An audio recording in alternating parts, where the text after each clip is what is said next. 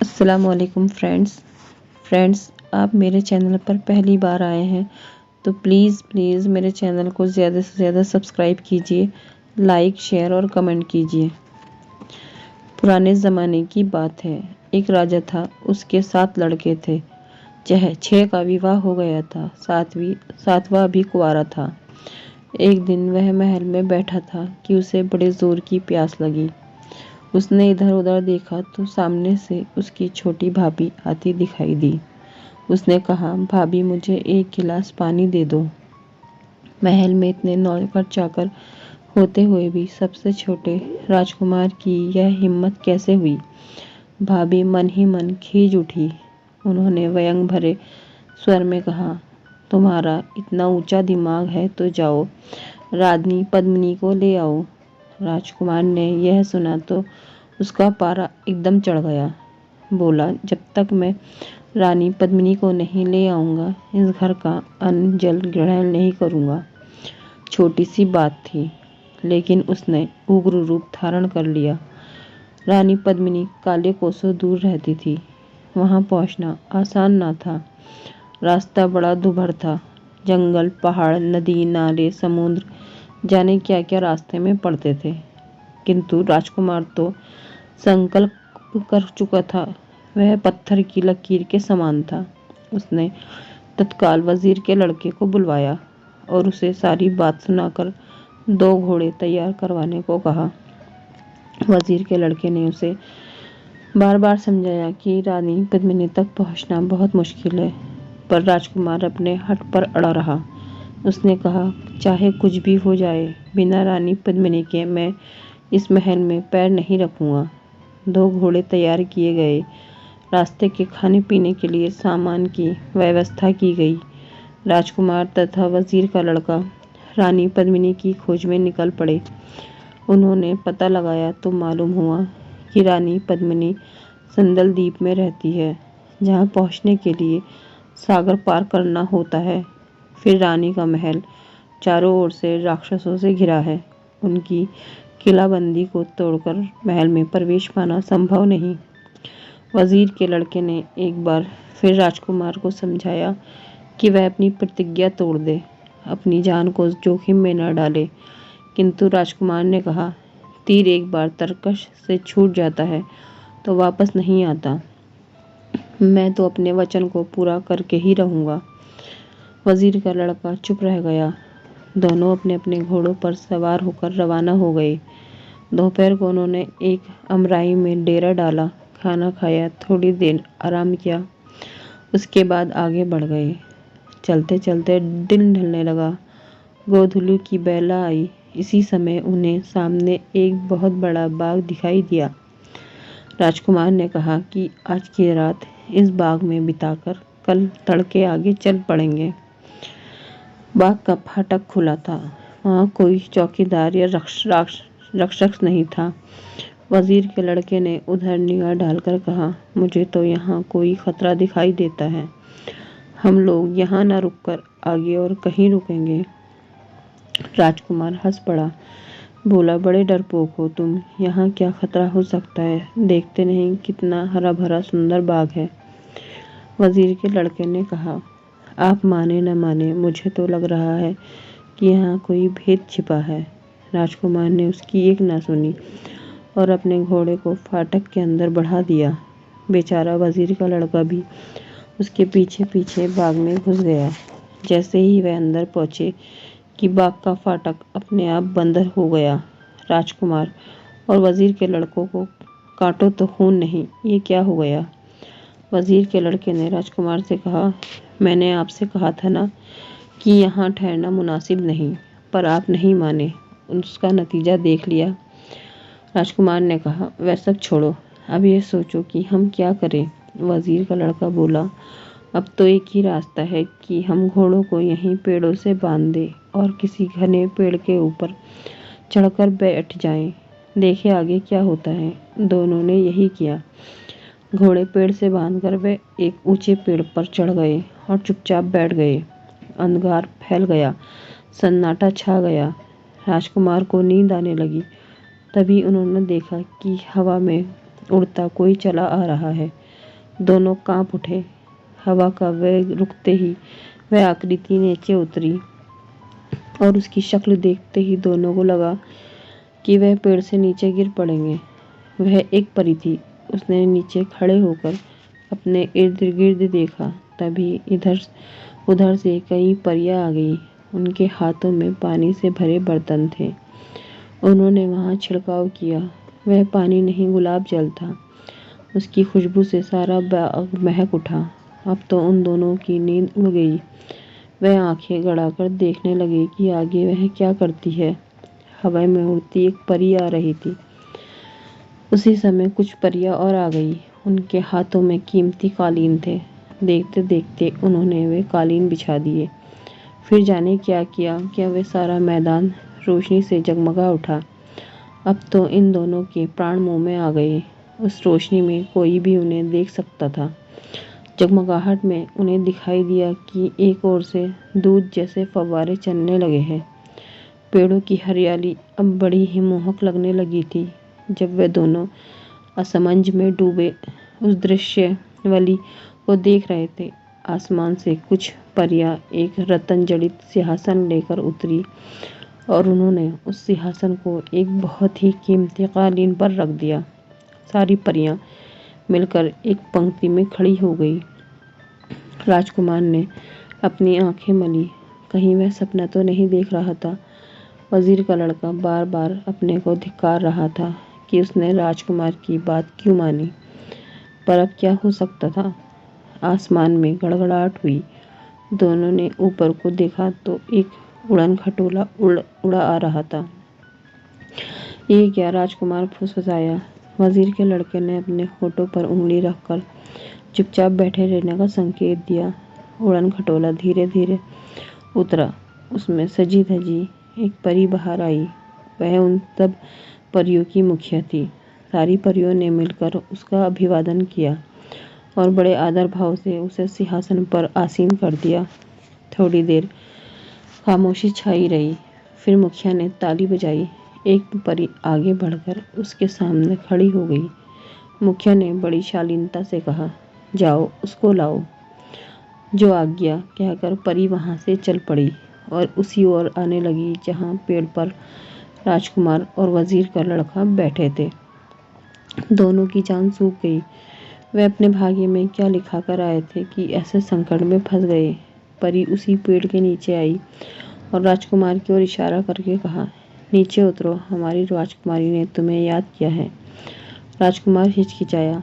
उसकी हिचकिचाहट देखकर परी ने कहा, जल्दी उतरो, हमारी राजकुमारी आपकी राह देख रही है। कोई चारा नहीं था। राजकुमार नीचे उतरा और परी के साथ हो लिया। दोनों राजकुमारी के पास पहुंचे। राजकुमारी ने सरक कर सिंहासन पर जगह कर दी और कहा, आओ यहाँ बैठ जाओ। राजकुमार ने उसकी बात सुनी पर उसकी बैठने की हिम्मत न हुई। राजकुमारी ने थोड़ी देर चुप रहकर कहा, तुम कौन हो? राजकुमार ने धीरे से कहा, मैं राजगढ़ के राजा का बेटा हूँ। तो तुम राजकुमार हो? राजकुमार ने मुस्कुराकर कहा। राजकुमार चुपचाप खड़ा रहा। राजकुमारी ने कहा, देखो, यहाँ से कोसों दूर हमारा राज है। मैं वहीं की राजकुमारी हूँ। बहुत दिनों से इंतजार कर रही थी कि कोई राजकुमार यहाँ आए। आज तुम आ गए। इतना कहकर राजकुमारी राजकुमार की ओर एकटक देखने लगी। राजकुमार को लगा कि वह बेहोश होकर गिर पड़ेगा, पर अपने आप को संभाला। राजकुमारी की मुस्कुराहट और चौड़ी हो गई। बड़े मधुर शब्दों में बोली, तुम्हें मुझसे विवाह करना होगा। राजकुमार पर मानो बिजली गिरी। उसने कहा, यह नहीं हो सकता। क्यों? राजकुमारी ने थोड़ा कठोर होकर पूछा। इसलिए कि राजकुमार ने कहा, मैं रानी पद्मिनी की तलाश में निकला हूँ। मैंने प्रतिज्ञा की है कि जब तक वह नहीं मिल जाएगी मैं अपने महल का अन्न जल ग्रहण नहीं करूँगा। ओह, ये बात है।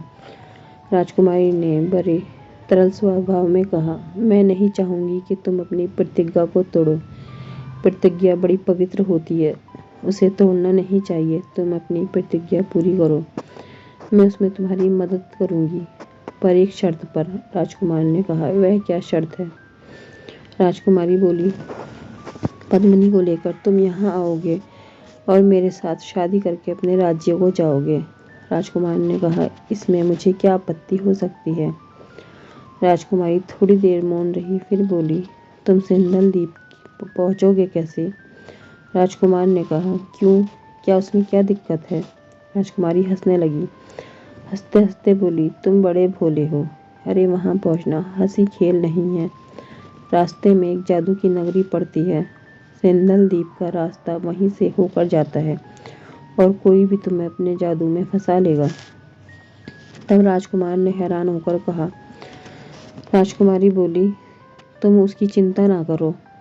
यह लो, मैं तुम्हें एक अंगूठी देती हूँ। तुम जब तक इसे अपनी उंगली में पहने रहोगे तुम पर किसी का जादू असर नहीं करेगा। इतना कहकर राजकुमार ने एक अंगूठी उसकी ओर बढ़ा दी। राजकुमार ने कहा, राजकुमारी मैं तुम्हारा एहसान कभी नहीं भूलूंगा। राजकुमारी बोली, इसमें एहसान की क्या बात है, इंसान को इंसान की मदद करनी ही चाहिए। राजकुमार ने एक अंगूठी उसे दे दी और कहा, तुम्हारी यात्रा सफल हो, तुम्हारी प्रतिज्ञा पूरी हो। राजकुमार ने उसका आभार मानते हुए सिर झुका दिया। रात बीतने वाली थी। राजकुमारी उठी और अपने उड़न खटोले में बैठकर चली गई। परियों ने सारा सामान समेटा और वह भी अपनी अपनी दिशा को प्रस्थान कर गई। राजकुमार से विदा होकर राजकुमार डगमगाते पैरों से पर वहाँ खुश वहाँ आ गया जहाँ वजीर का लड़का बड़ी व्यग्रता से उसकी प्रतीक्षा कर रहा था। राजकुमार को सही सलामत लौट आया देखकर वजीर के लड़के की जान में जान आई। वह पेड़ से उतरा। राजकुमार ने उसे आप बीती सुनाकर कहा, देखो कभी कभी बुराई में भी भलाई निकल ही आती है। फिर दोनों ने अपने अपने घोड़े तैयार किए और उन पर सवार होकर चढ़ पड़े। जैसे ही फाटक पर आए कि वह खुल गया, दोनों बाहर हो गए। राजकुमार ने चलते चलते कहा, यह तो पहला पड़ाव था, अभी तो जाने कितने पड़ाव और आएंगे। वजीर का लड़का गंभीर होकर बोला, यहाँ से तो हम राजी खुशी निकल आए, पर आगे हमें होशियार रहना चाहिए। वे लोग उस जादुई बाग से कुछ ही दूर गए होंगे कि आसमान में काले काले बादल घिर आए। खूब जोर की वर्षा होने लगी। वे एक घर में रुक गए। दोनों रात भर के जागे थे। राजकुमार लेट गया और गहरी नींद में सो गया। वजीर के लड़के को नींद नहीं आई। वह बैठा रहा। अचानक देखता है क्या कि बराबर के कमरे से एक काला नाग आया। ये उसी का घर था। अपने घर में उन अजनबी आदमियों को देखकर वह गुस्से से आग बबूला हो गया और बड़े जोर की फुंकार मारकर राजकुमार की ओर बढ़ा। राजकुमार तो बेखबर सो रहा था। वजीर के लड़के ने मयान से तलवार निकालकर सांप पर वार किया और उसके 2 टुकड़े कर डाले। फिर तलवार से उसने एक कोने में पटक दिया। बाहर अब भी पानी पड़ रहा था। वजीर का लड़का उठकर घर के दरवाजे पर आ खड़ा हुआ। थोड़ी देर बाद बाहर का नज़ारा देखता रहा। सोचने लगा कि बैठे ठहरे राजकुमार से ये क्या मुसीबत मोल ले ली। अच्छा होगा कि अब भी उसका मन फिर जाए और वह वापस लौट जाए। पर राजकुमार को जानता था वह बड़ा हठी था। जो सोच लेता था उसे पूरा करके रहता था और न जाने क्या क्या विचार करके उसके दिमाग में चक्कर लगाते रहे। पानी थम गया तो उसने राजकुमार को जगाया। राजकुमार उठ बैठा। बोला, बड़े जोर की नींद आई है, अगर तुम जागते नहीं तो मैं घंटों सोता रहता। तभी उसकी निगाह एक और बड़े नागराज पर गई। वह चौंक कर खड़ा हो गया और विस्मित आवाज में बोला, ये क्या। वजीर के लड़के ने सारा हाल सुनाते हुए कहा, यह तो अच्छा हुआ कि मुझे नींद नहीं आई। अगर सो गया होता तो ये नाग हम दोनों को डस लेता और हमारा सफर यहीं खत्म हो जाता। राजकुमार वजीर के लड़के की मुंह से सारी दास्तान सुनकर बोला, मित्र जिसे भगवान बचाता है उसे कोई नहीं मार सकता। यह भी याद रखो कि हम लोग एक बड़े काम के लिए निकले हैं। जब तक वह काम पूरा नहीं हो जाएगा हमारा बाल बांका नहीं होगा। वजीर के लड़के ने इसका कोई जवाब नहीं दिया। दोनों ने सामान संभाला, घोड़ों पर जीन कसी और आगे बढ़े चले। चलते चलते एक तालाब आया। सूरज सिर पर आ गया था। आसमान एकदम निर्मल हो गया था। वहाँ वह रुक गए, भोजन किया, थोड़ी देर विश्राम किया, फिर आगे चल दिए। आगे एक बड़ा घना जंगल था। इतना घना कि हाथ न सूझता था। उसमें जंगली जानवर निडर होकर घूमते थे, डाकू छिपे रहते थे। वहां से निकलना हंसी खेल नहीं था। जब उन्हें यह जानकारी मिली तो वजीर के लड़के का दिल दहल उठा। उसने राजकुमार की ओर देखा, पर राजकुमार तो जान हथेली पर लेकर महल से निकला था। उसने कहा, अगर हम इन छोटी छोटी बातों से घबरा जाएंगे तो कैसे काम चलेगा। दोनों जंगल में घुसे। जैसे बताया था वैसे ही उन्होंने उसे पाया। अंधेरिया की रात का सा अंधकार फैला था। आगे आगे राजकुमार, पीछे पीछे वजीर का लड़का। जानवरों की तरह तरह प्रकार की आवाजें आ रही थी। पक्षी कलरव कर रहे थे। वे लोग बड़ी सावधानी से आगे बढ़े। अचानक उन्हें दो चमकती आंखें दिखाई दी। राजकुमार ने अपने घोड़ों को रोक लिया।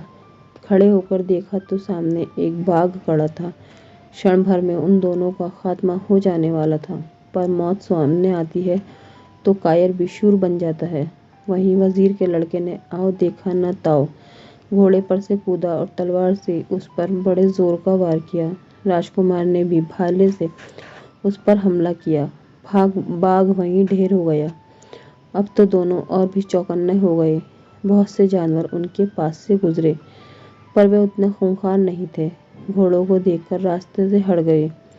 वे लोग पल भर को भी नहीं रुके। उन्हें पता नहीं चल रहा था कि वे कितना जंगल पार कर चुके हैं। सूरज ने भी वहां हार मान ली। उन्हें डर था कि कहीं रात न हो जाए। रात में जंगली लोमड़ी भी शेर बन जाती है।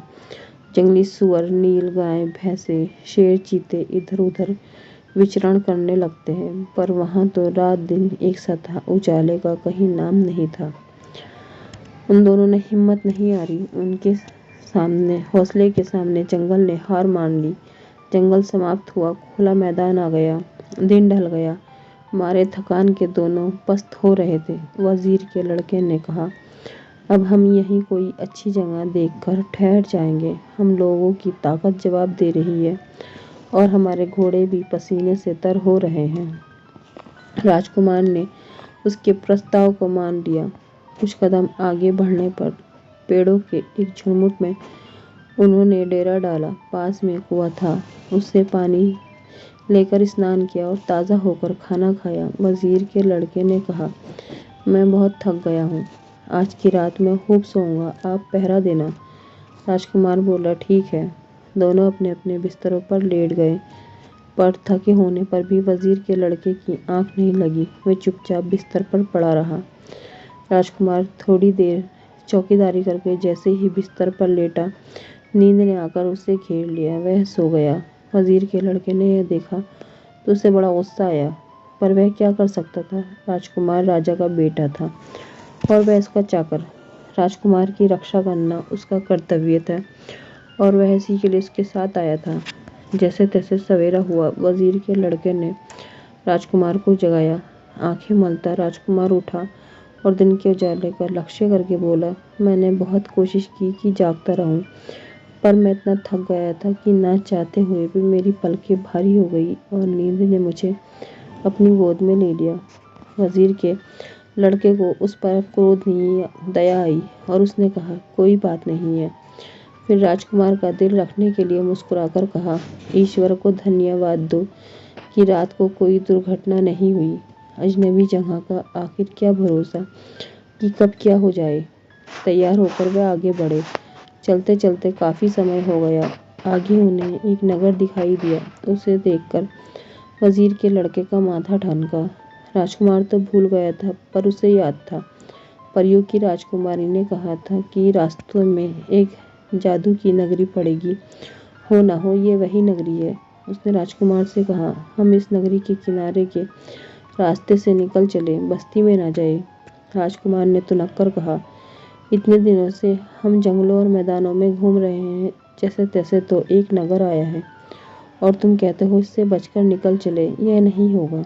राजकुमार की इच्छा के आगे वजीर का लड़का झुक गया और दोनों ने नगरी में प्रवेश किया। नगरी की बनावट और सजावट को देखकर राजकुमार मुग्ध हो रह गया। बोला, ऐसी नगरी को देखने का आनंद से तुम वंचित होना चाहते थे। ऐसे घर, ऐसे महल, ऐसे बाग बगीचे कहाँ देखने को मिलते हैं। अपने अपने घोड़ों पर सवार दोनों नगर के भीतर बढ़ते गए। अकस्मात भांति भांति के फूलों, लताओं, गमलों से सजे एक बगीचे को देखकर राजकुमार अपने घोड़े से उतर पड़ा और बगीचे की शोभा को निहारने लगा। तभी सामने के घर से एक बूढ़ी दौड़ी आई और राजकुमार से लिपट कर फूट फूट कर रोने लगी। रोना रुका तो बोली, मेरे बेटे, तुम कहाँ चले गए थे? राजकुमार भौचक्का रह गया। यह क्या माजरा है? उसने बुढ़िया की बाहों से अपने आप को छुड़ाने की कोशिश की, पर बुढ़िया ने उसे इतना जकड़ रखा था कि अपने को छुड़ा नहीं पाया। बुढ़िया फिर बिलखने लगी। राजकुमार को उस पर दया आ गई। बोला, तुम चाहती क्या हो? सिसकते हुए बुढ़िया ने कहा, थोड़ी देर को मेरे घर के भीतर चलो। इतना कहकर उसने राजकुमार का हाथ पकड़ लिया अपना पीछा छुड़ाने के लिए। राजकुमार को उसके घर जाने को तैयार हो गया। वजीर के बेटे ने मना किया, पर वह नहीं माना। उसने वजीर के लड़के से कहा, तुम यहीं रहो, मैं अभी आता हूँ। इतना कहकर बुढ़िया के साथ चल दिया। सामने का घर का दरवाज़ा खुला था। जैसे ही वह अंदर घुसे कि दरवाज़ा बंद हो गया। वजीर के लड़के ने दरवाजे पे जाकर उसे खटखटाया, पर कोई नहीं बोला। उसने मन ही मन कहा, एक नई मुसीबत सिर पर आ गई, पर अब क्या हो सकता है? उसने बार बार दरवाज़ा खटखटाया, राजकुमार को पुकारा, लेकिन कोई नहीं बोला। हार कर वह अपनी जगह बैठ गया और राजकुमार के आने की प्रतीक्षा करने लगा। घंटों बीत गए, न दरवाज़ा खुला न राजकुमार आया। घर के भीतर जो हुआ वजीर का लड़का उसकी कल्पना भी नहीं कर सकता था। बुढ़िया जादूगरनी थी। उसने देख लिया था कि राजकुमार की उंगली में एक ऐसी अंगूठी है जिस पर जादू का प्रभाव नहीं हो सकता। इसलिए उसने जैसे ही राजकुमार का हाथ पकड़ा, अंगूठी उतार ली। अब राजकुमार उसके बस में था। उसने घर के भीतर जाकर राजकुमार को मक्खी बना दिया था। मक्खी सामने की दीवार पर जा बैठ गई। बुढ़िया ने जादू के जोर पर अपना यह रूप बना लिया था। असल में वह अपने असली रूप में आ गई और राजकुमार को भी मक्खी से उसके असली रूप में ले आई। हंसते हुए बोली, बहुत दिनों में तुम जैसा आदमी मिला है। राजकुमार हैरान रह गया। कहाँ गई वह बुढ़िया जो उसे वहाँ लाई थी? उसकी जगह यह सुंदरी कहाँ से आई? विस्मय से राजकुमारी कभी उस युवती को देखता, कभी घर पर इधर उधर निगाह डालता, पर उसकी समझ में कुछ नहीं आता था। राजकुमार की यह हालत देखकर युवती जोर से हंस पड़ी। बोली, घबराते क्यों हो? मैं तुम्हारा कुछ भी बिगाड़ नहीं करूंगी। आओ मेरे साथ चौपड़ खेलो। राजकुमार ने दुखी होकर कहा, मैं यहाँ रुक नहीं सकता। क्यों? युवती ने पूछा। राजकुमार ने उसे सारी बात बता दी। बोला, मुझे जल्दी से जल्दी सिंदल द्वीप पहुंचकर रानी पद्मिनी से मिलना है।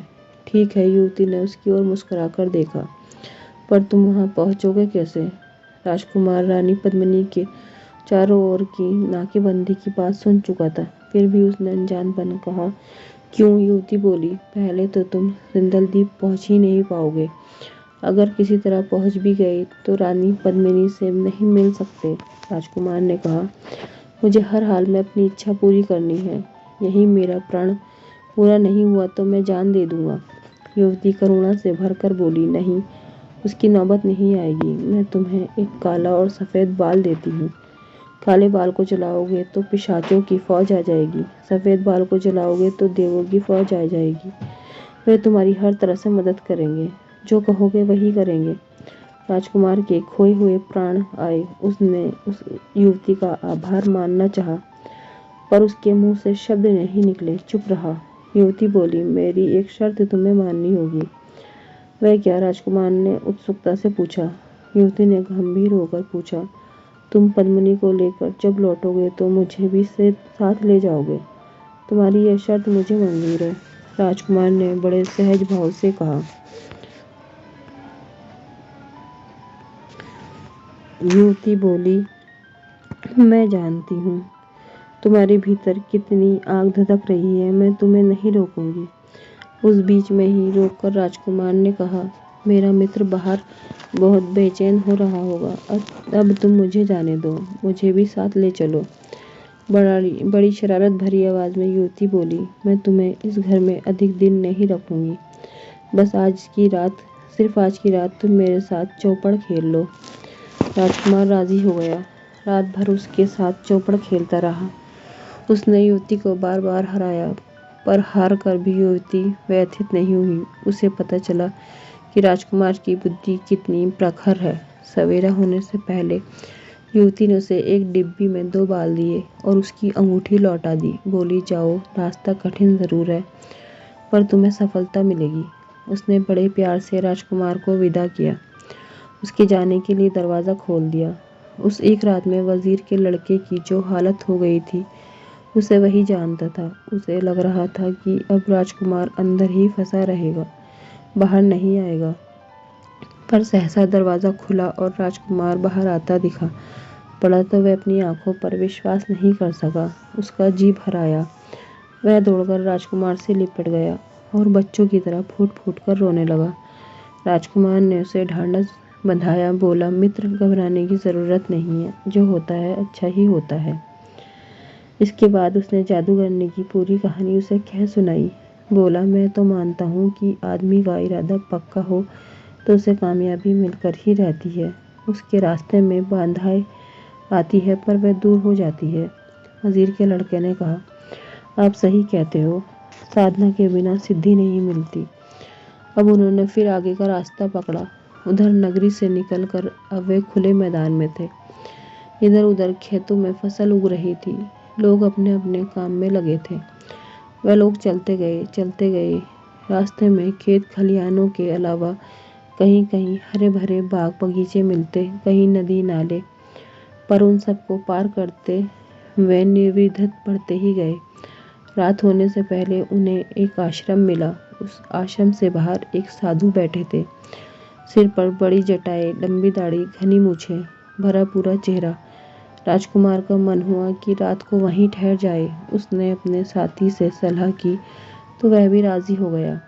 राजकुमार ने तब साधु के पास जाकर कहा, हम मुसाफिर हैं, बहुत दूर से आ रहे हैं। यदि आपकी अनुमति हो तो रात को यहाँ ठहर जाएं, सवेरे चले जाएंगे। साधु बोले, यह तो आश्रम है, हर कोई यहाँ रुक सकता है। तुम आराम से ठहरो, जब तक मन करे हमारे साथ रहो। राजकुमार को यह सुनकर बड़ी खुशी हुई। उन्हें घोड़ों को वहीं बांध दिया और आश्रम के एक कमरे में बिस्तर लगाया। खा पीकर जब बैठे तो साधु महाराज भी वहीं आ गए। बातें होने लगी। साधु बाबा बहुत पहुंचे हुए व्यक्ति थे। जब वे बोलते थे ऐसा प्रतीत होता था मानो उनके मुख से फूल झड़ रहे हो। उन्होंने पूछा, तुम लोग यहाँ कहाँ से आ रहे हो, कहाँ जा रहे हो, तुम्हारी यात्रा का उद्देश्य क्या है? राजकुमार ने सारी जानकारी विस्तार से दे दी और अंत में कहा, बाबा जी, आशीर्वाद दीजिए कि हमें अपने उद्देश्य में सफलता मिले। बाबा विहुल हो आए, बोले, मेरा आशीर्वाद तो हमेशा सबके साथ रहता है, तुम्हारे साथ भी है। पर वत्स, तुम्हारा काम तो आकाश से तारे तोड़ लाने के समान है। इतना कहकर बाबा चुप हो गए। फिर बोले, पर मेरे यहाँ से तुम खाली हाथ नहीं जाओगे। मैं तुम्हें एक ऐसी भभूत दूंगा जिसे खाकर तुम सबको देख सकोगे पर तुम्हें कोई नहीं देख सकेगा। बाबा उठकर गए। लौटे तो उनके हाथ में भभूत थी। उसे राजकुमार को सौंपते हुए बोले, इसे संभाल कर रखना और किसी को मालूम मत होने देना। राजकुमार ने बाबा का आशीर्वाद मानते हुए भभूत ले ली। अब तो धीरे धीरे पद्मिनी की नाकेबंदी को भेदने का रास्ता साफ होता जा रहा था। बाबा कह रहे थे, जीवन में अपना उद्देश्य ऊंचे रखो और उसे प्राप्त करने के लिए पूरे साहस से काम लेना। ये जीवन प्रभु ने हमें बड़े बड़े काम करने के लिए दिया है, जिनके सामने कोई ऊंचा धैर्य नहीं होता। वे छोटी छोटी चीज़ों में फंसे रहकर अपनी जीवन यात्रा पूरी कर देते हैं। बाबा ने भभूत की डिब्बी से दे दी। राजकुमार और वजीर का बेटा उनकी बातें बड़े ध्यान से सुन रहे थे। बाबा के मुंह से निकले एक एक शब्द के पीछे उनका विश्वास था। उन्होंने कहा, तुम लोग 3-4 दिन यहाँ विश्राम करके आगे बढ़ें। कौन जाने आगे की यात्रा अब तक की यात्रा से भी कठिन हो। थके होंगे तो लड़ोगे कैसे? ताज़े होंगे तो पहाड़ की चोटी पर भी सहज पहुंच जाओगे। राजकुमार को जल्दी थी। उसने ठहरने में आनाकानी की, लेकिन वजीर के बेटे ने बाबा की बात मान ली। समझाने पर राजकुमार भी सहमत हो गया। वह लोग आश्रम में 4 दिन रहे। इस बीच में बाबा की छाया की भांति उनके साथ रहे। उनके पास अनुभव का अनंत भंडार था। उनका लाभ वह उन दोनों को देते रहे। उन्होंने अंत में जोर देकर कहा, अपने किए पर अभिमान मत करना, साथ ही अपने मार्ग पर दृढ़तापूर्वक डटे रहना। उन 4 दिनों में बाबा से और आश्रम के जीवन से इतना मिला कि वे कृत्य हो गए। अपने उद्देश्य की सफलता में अब उन्हें कोई संदेह नहीं रहा। आश्रम से वे बड़े तड़के रवाना हो गए। अभी उनकी मंजिल काफी दूर थी। बिना रुके वे चलते गए। दिन चढ़ाया, सूरज सिर पर आ गया। तब वे एक जलाशय के किनारे रुके, स्नान किया, भोजन किया और थोड़ी देर विश्राम करके आगे बढ़ चले। मौसम अच्छा था, मंद मंद हवा चल रही थी। रास्ता साफ था।